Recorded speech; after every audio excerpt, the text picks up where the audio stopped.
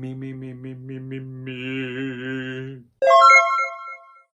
Hello, my very good friends. On today's outstanding edition of Comic Book News, artist John Romita Jr. returns to Marvel. Nightwing's dog gets a name, and DC lets fans choose an upcoming series.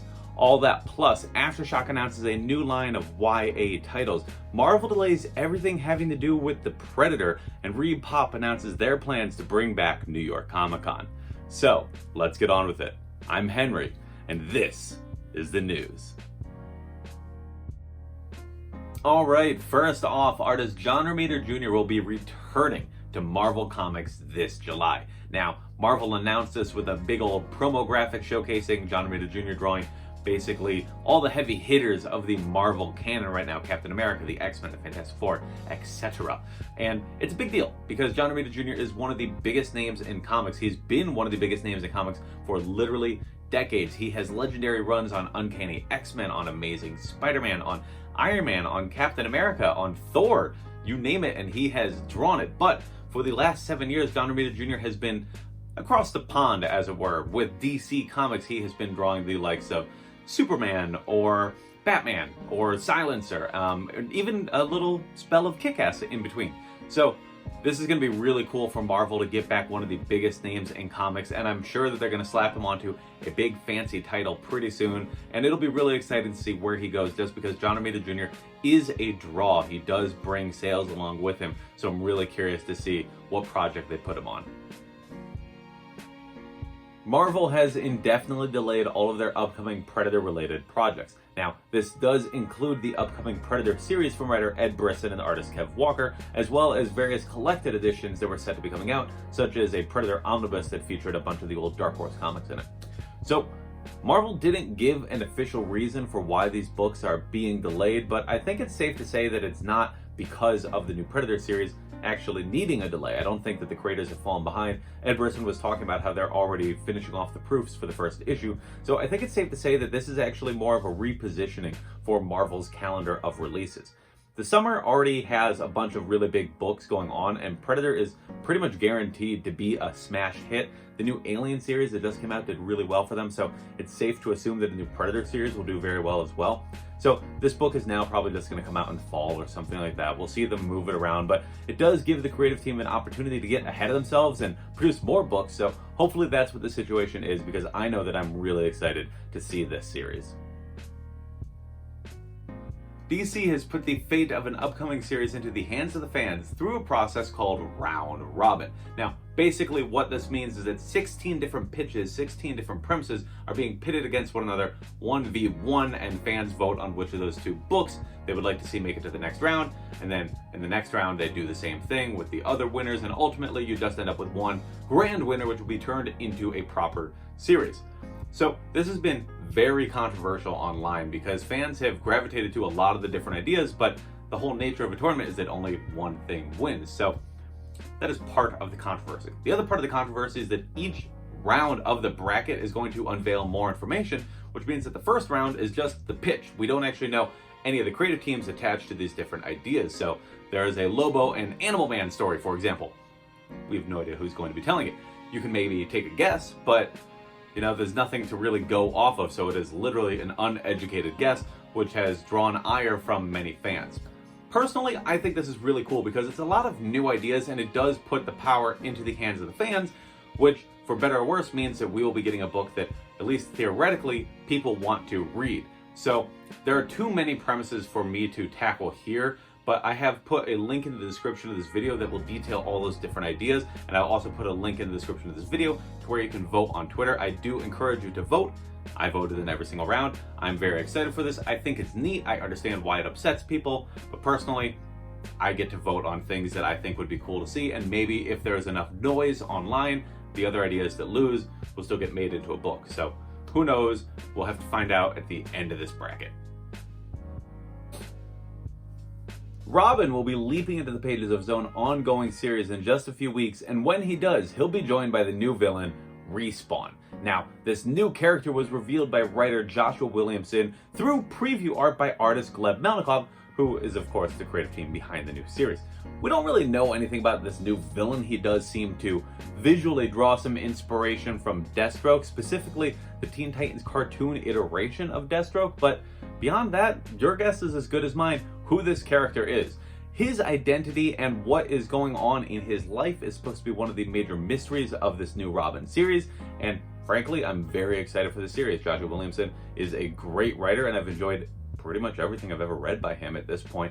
And I think Lev Malnikoff brings a fresh personality to the series. It looks like it's going to be really good. I like the preview that was in the recent issues of Batman and Detective Comics, and Respawn looks awesome. I love the design for this character, so I am very much excited for this series that'll be coming out later this month. Nightwing's new dog now has a name. That's right, the sensational three-legged pup who first appeared in the first issue of Tom Taylor and Bruno Redondo's Nightwing series will now be known as Haley. That's right, the dog is not in fact named after my fiance. It is named after Haley's Circus, the famed circus where the boy wonder learned how to be an acrobat at the knee of his parents, the Flying Graysons, until one day they were tragically murdered. Dick has a lot of trauma in his life, but Dick did not choose this name. In fact, this name was chosen by the fans through a poll on the DC Universe Infinite interface. So much like the round robin, the fans got involved and they chose this name, and I think it's really cool that DC is letting fans get involved with the books. I think it makes it more fun and more interactive, and I love seeing ideas like this. So yeah, Nightwing's dog has a new name. It'll also be known as Nightbite, affectionately to the fans, and I think it sounds like a really great way to get everybody involved. Vault Comics have announced a new program called Cover Artists in Residence. Now, what this is an open order cover program that will feature various different cover artists doing variant covers for different Vault comic books. The artists attached include Joshua Hickson, Martin Simons, Yoshi Yoshitani, and Jen Hickman. Basically what this means is a bunch of different comic book artists are going to be doing variant covers for various different Vault books, and I think it's really cool. I'm really happy to see that Vault is going to be expanding their library of artists and bringing in some really great names. Personally, I'm a really big fan of Joshua Hickson and Martin Simon, so I'm really happy to see that they're going to be getting a steady gig like this, because I think they're going to be big names in a few years, and I think it's fun. Vault has been making some smart decisions, and I'm looking forward to see who can join this program in the future. AfterShock Comics will be expanding its publishing line this summer with the creation of a new young adult imprint called Seismic Press. Now, this new line of books is intended for readers aged 12 through 18 and will be launching with a book called Rainbow Bridge from writer Steve Orlando, Steve Fox, and artist Valentina Branchetti. I think this is really great news because the young adult market is one of the fastest growing markets in all of comics. Wouldn't you know it, kids love comics, so seeing AfterShock getting involved makes perfect sense, and I think it's great for the company. AfterShock already puts out a lot of really great books, so I expect that they're going to treat this with a lot of care. And this first book, Rainbow Bridge, sounds like a lot of fun. It is about a boy and his dog, and the dog dies, and then the boy meets the dog on the Rainbow Bridge, basically in the afterlife, for one last adventure. So I know it's going to be really sad. I know that this is going to be horribly depressing, but in like that fun way. The Disney movies are really depressing, so this should be really cool, and I'm really excited to see how this line performs.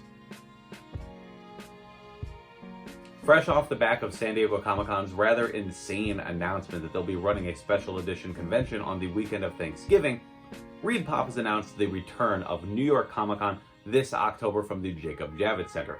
Now, this event will be taking place in person and online from October 7th through 10th, so over a 4-day span on Columbus Day weekend, which is basically when New York Comic-Con always is anyway. So with the San Diego Comic-Con news, it was weird because they didn't really announce the scale of the event. It's a special edition convention. It's not the standard San Diego Comic-Con. So they actually came out afterwards and they clarified, hey, we don't really know how many people we're going to be able to have. And I think that was a misstep on their part for how they announced that. With this, Reedpop was smart enough to say it's going to be in person and online, and also it's not on a crazy holiday weekend. Thanksgiving weekend is the busiest weekend of the year for travel.